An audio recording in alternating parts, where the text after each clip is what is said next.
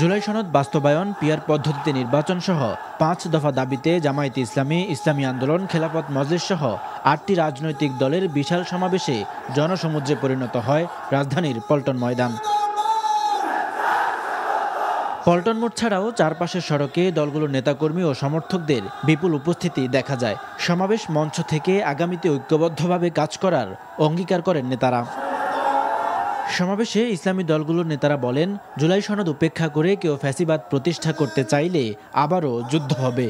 তারা জুলাই সনদের বাস্তবায়নকে ঠেকিয়ে দিয়ে বাংলাদেশে আবার ফ্যাসিবাদ কায়েম করবার ষড়যন্ত্র করছে।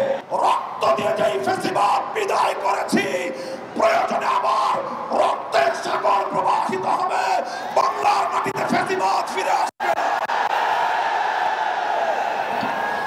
গণভোটের মাধ্যমে জুলাই সনদের আইনি ভিত্তি দেয়া না হলে আগামী নির্বাচন অবৈধ হবে বলে মন্তব্য করেন ইসলামী আন্দোলনের আমির। আপনারা জাতীয় নির্বাচন করবেন কোন আইনের ভিত্তিতে?